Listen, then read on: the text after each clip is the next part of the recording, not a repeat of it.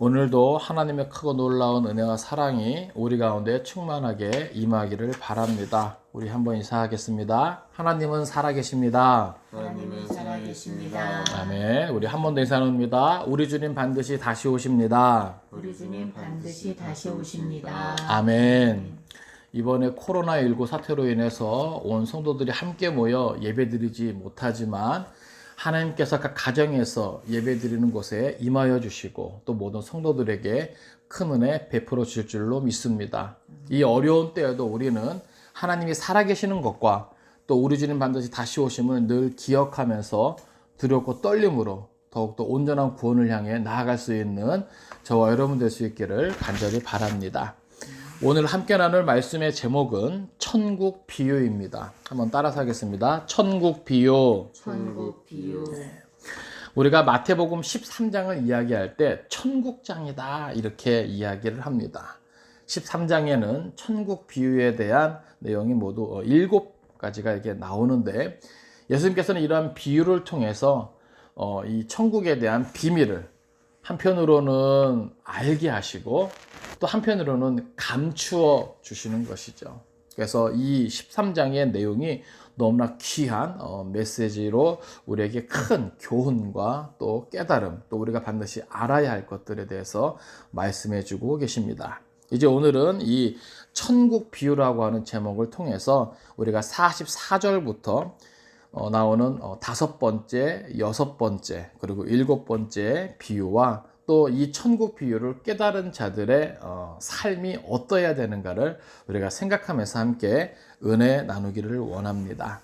함께 이 말씀 살펴볼 때 천국 비밀을 깨달아 알 수 있기를 바라고 그 가치를 깨닫고 또 그것을 온전히 감당할 수 있는 또 사명을 또 잘 감당할 수 있는 저 여러분 될 수 있기를 바랍니다.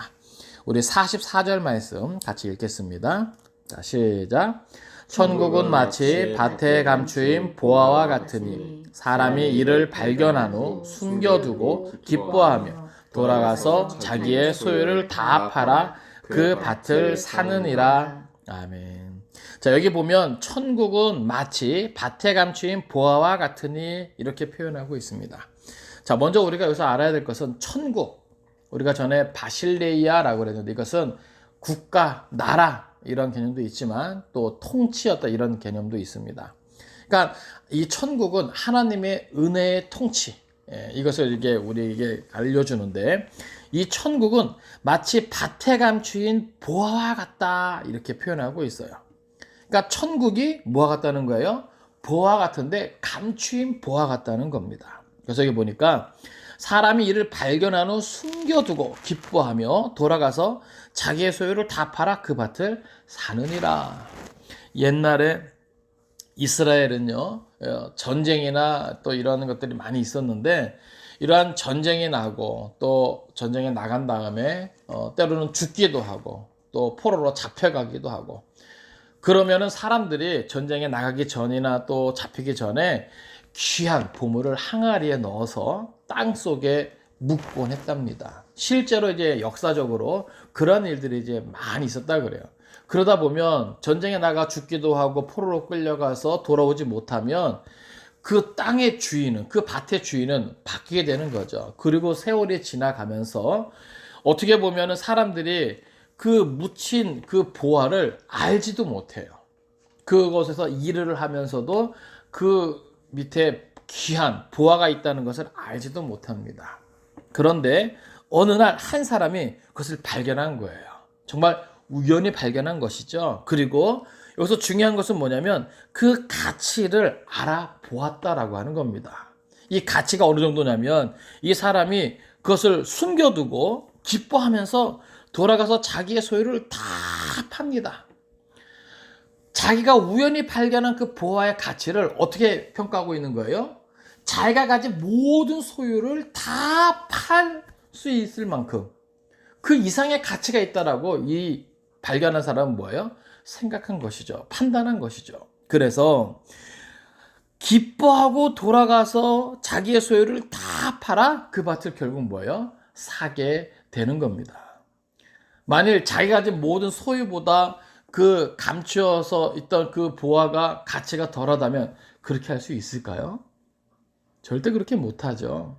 그렇게 할 수 있었던 것은 그 보화의 가치를 자기가 가진 모든 소유보다 더 크고 높게 생각했기 때문에 그것이 가능한 것입니다.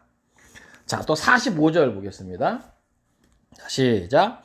또 천국은 마치 좋은 진주를 구하는 장사와 같으니. 46절.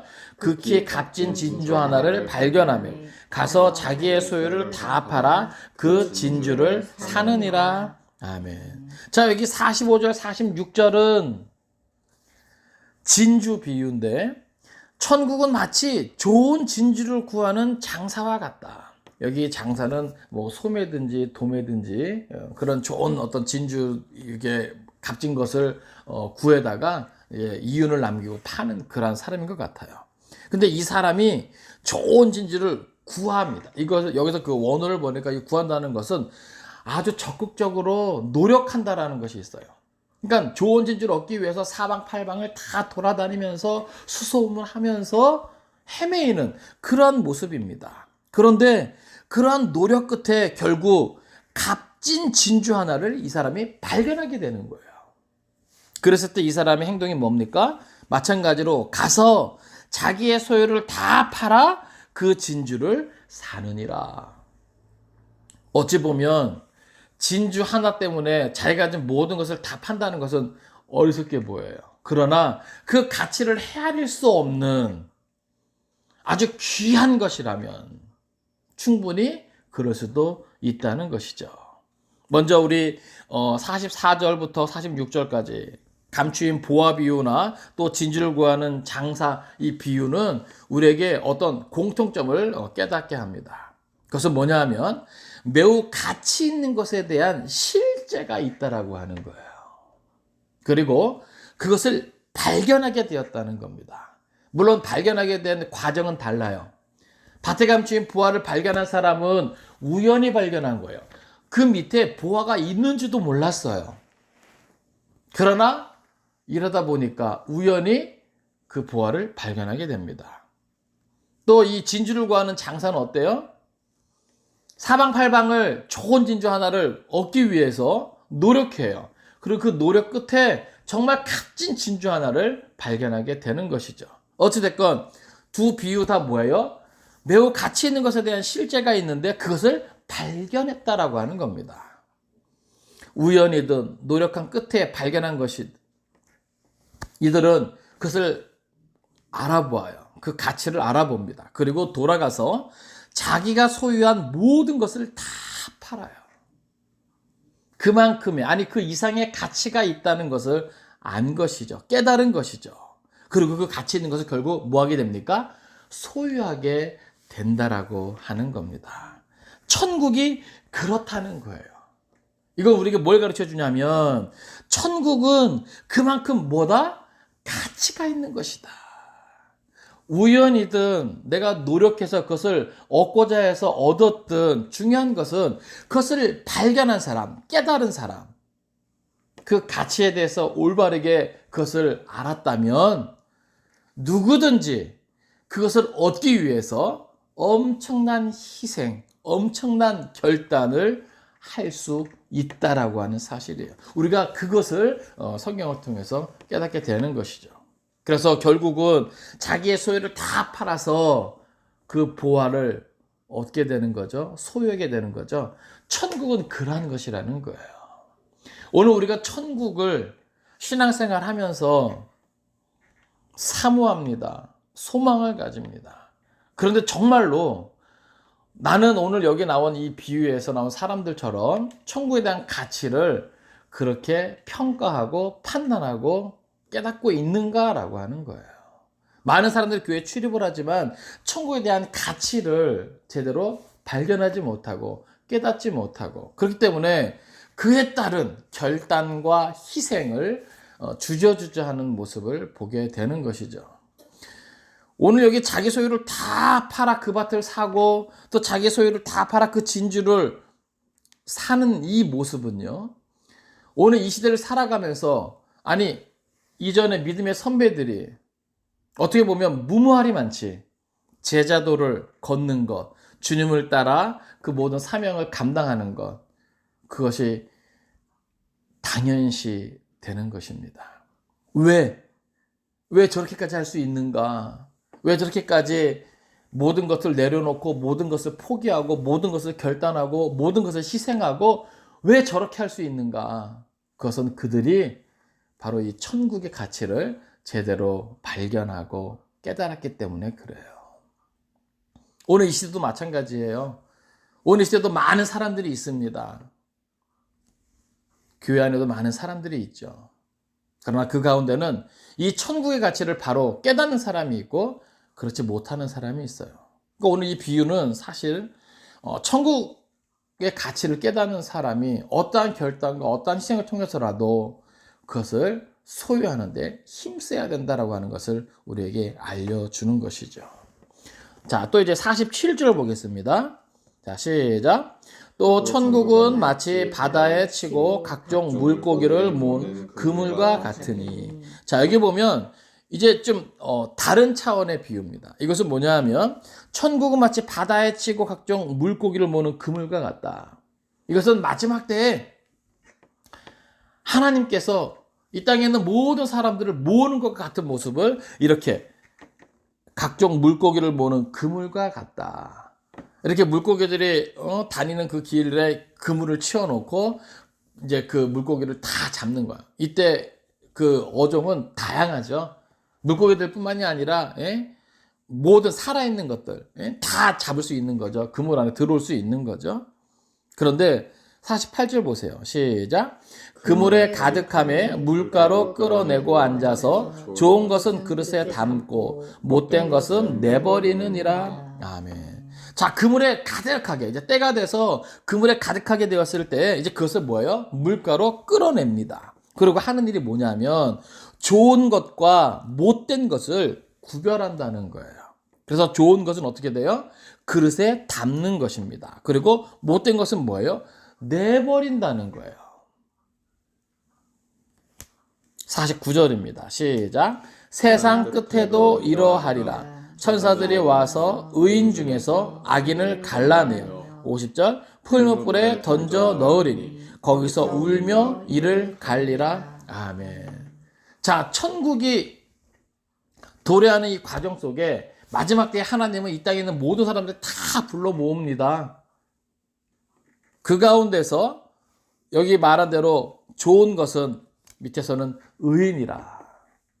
또 못된 것은 악인이라. 그러니까 다시 말해서 어떻게 보면 그 가치를 말하는 거예요. 하나님 앞에서 가치 있는 것은 무엇입니까? 곧 의와 또 의에 합당한 열매죠. 그러니까 어떻게 보면 하나님께서는요 모든 사람들을 다 모시면서 그것들을 선별하시는데 여기 보니까 특별히 의인 중에서 악인을 뭐 한다 그래요? 갈라낸다.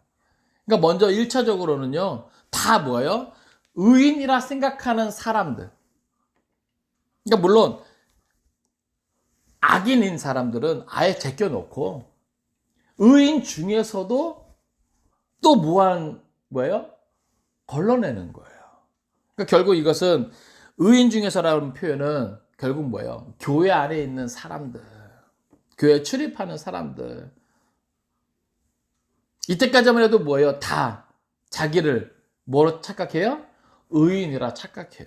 하나님도 인정하는 의인이라 착각해요. 그런데 천국은 마치 이와 같아요. 마지막 때 그물을 모으는 것 같은. 근데 거기서 좋은 것과 나쁜 것을 구별해내듯이 다 스스로 의인이라 여기지만 하나님의 기준에서 그 가운데 또 뭐가 있다는 거예요? 무가치한 의와 그에 합당한 열매가 없는 악인이 있다는 거예요. 그것을 뭐예요? 갈라낸다라고 하는 사실입니다. 그러니까 이게 무슨 말이냐면 마지막 때까지는 뭐예요? 같이 가는 거예요. 같이 가는 거예요. 예? 의인과 악인이 그 마지막 때까지 같이 갑니다. 그러나 결국 마지막 최후 심판과 더불어 천국을 누리고자 할 때에는 다 걸러지는 거죠. 그들의 결국은 어떻게 됩니까? 50절입니다. 시작. 푸느풀에 던져 넣으리니 거기서 울며 이를 갈리라. 아멘. 결국 그들은 악인으로 갈라내어진 자들은 풀무불에 던져지게 되는 것이죠. 그리고 거기서 울며 이를 갈리라. 자기 나름대로 의인이라 생각했는데 자기 나름대로 이런저런 것들에 대해서 한 것들을 내세울 수도 있는데 악인이라 걸러지면서 결국은 풀물에 던져지는 신세가 되니까 거기서 그 억울함과 분통함과 그런 것들에 대한 표현을 성경은 거기서 울며 이를 갈리라 이렇게 후회하고 있는 모습을 우리에게 보여주고 있는 것이죠. 그러니까 천국은 이와 같다.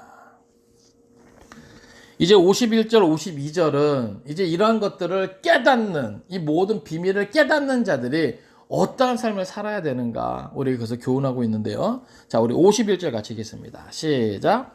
이 모든 것을 깨달았느냐 하시니 대답하되 그러하오이다. 52절. 예수께서 이르시되 그러므로 천국의 제자된 서기관마다 마치 새 것과 옛 것을 그 곳간에서 내오는 집주인과 같으니라. 아멘.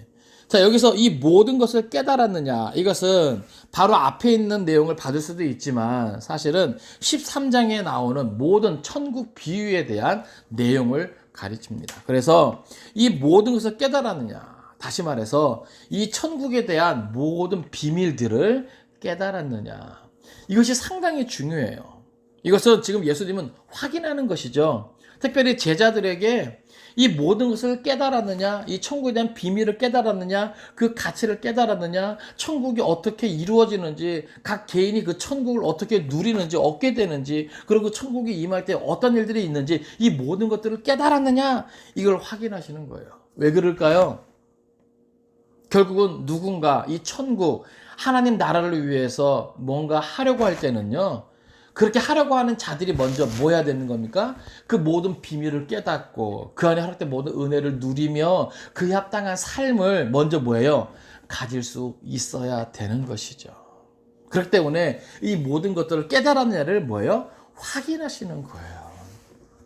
그러니까 오늘 우리는 내가 천국 백성으로서, 내가 천국 복음을 가진 자로서, 내가 이 천국을 위해서 내가 무언가 해야 되는데 우리 스스로는 질문해 봐야 돼요. 나는 정말로 이 천국을 내가 제대로 깨달아 알고 있는가? 이 비밀을 내가 알고 있는가? 그 가치를 내가 바로 알고 있는가?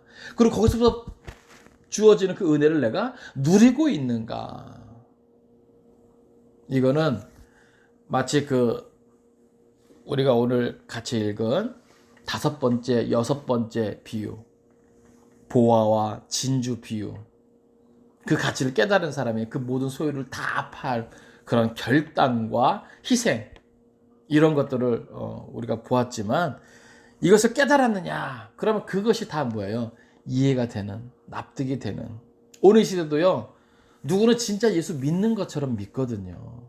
그러나 누군가는 정말 예수를 믿는 건지 천국에 대한 소망이 있는 건지 헷갈릴 정도로 그냥 다리만 걸쳐놓고 있는 사람들이 있거든요. 그러니까 오늘 우리가 정말로 깨달아야 될 것은 이 사순절 기간에 예수님이 이 땅에 오셔서 세례 받으시고 시험 받으시고 또 천국 복음을 전파하고 가르치고 고치는 그 모든 사역의 핵심이 바로 사실은 뭐예요? 천국이잖아요.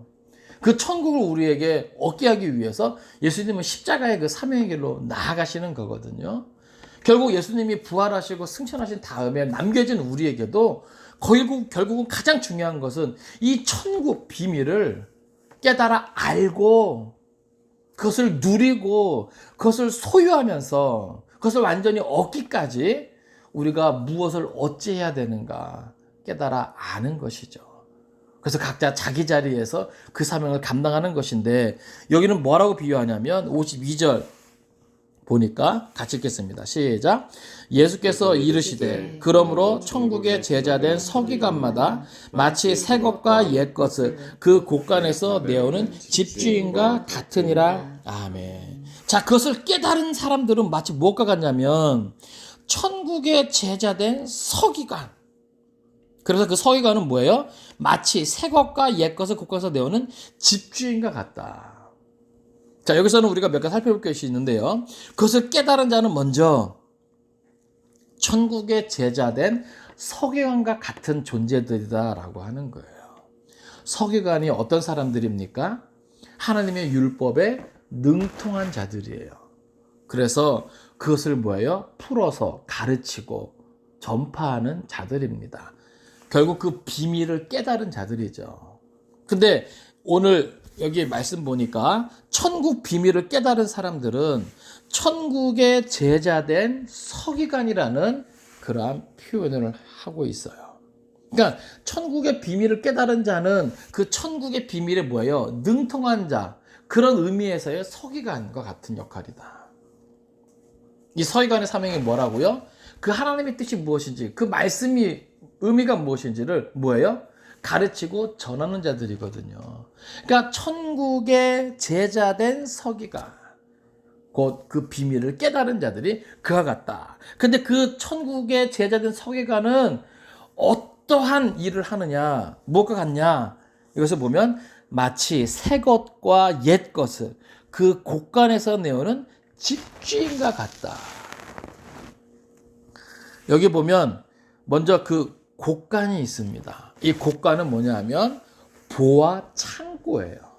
그러니까 천국의 비밀을 깨달은 자들은 다 무엇이 있는 자들이다? 그 곳간을 가지고 있는 자들이다. 할렐루야. 천국의 비밀을 깨달은 것이 뭐예요? 그들에게는 뭐예요? 보화다. 곳간이다. 특별히 여기 새 것과 옛 것이라고 하는 것은, 새 것은 뭐예요? 옛 언약을 의미합니다. 곧 율법을 말하죠. 그럼 새 것은 무엇입니까? 예수 그리스도로 말미암아 완성되어진, 이루어져가는 뭐예요? 새 언약을 말하는 거예요. 결국 이 천국 비밀을 뭐예요? 알게 하고 전파하는 그 사명을 감당함에 있어서 옛 언약과 새 언약을 편안하게 내오는 그러한 특권을 가진 누구와 같다?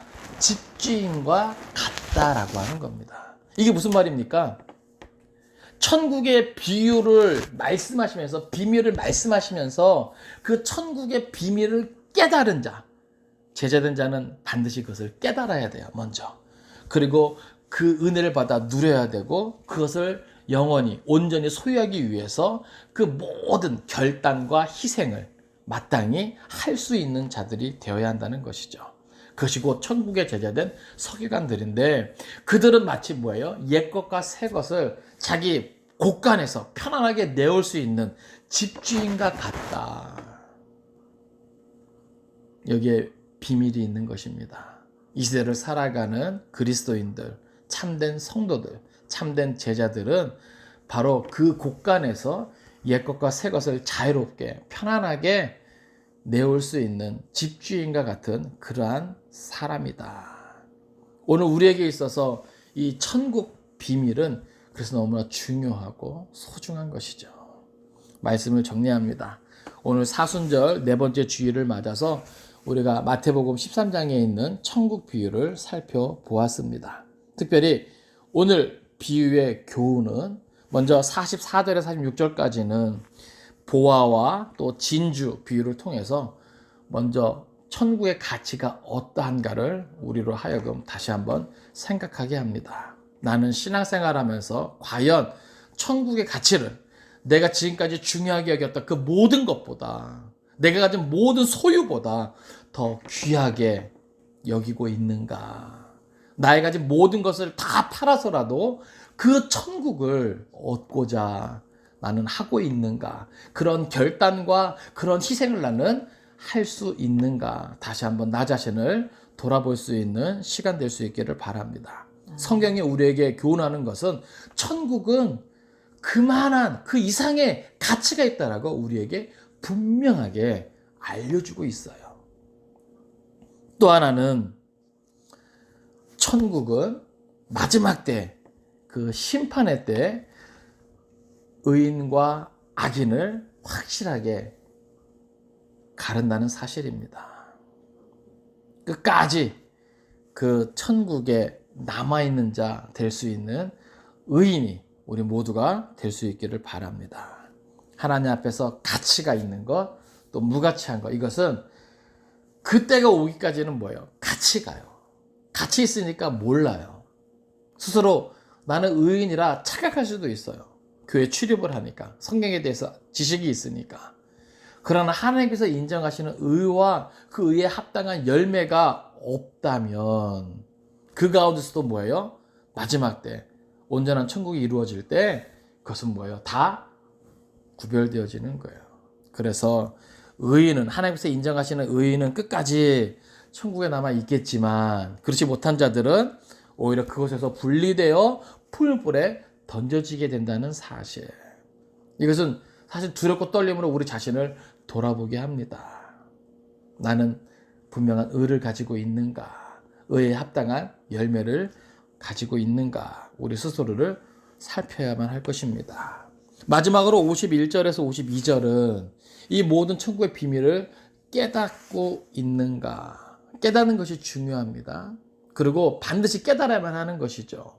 그리고 그렇게 깨달은 자들에게 주어진 사명이 무엇인가? 그 삶이 무엇인가?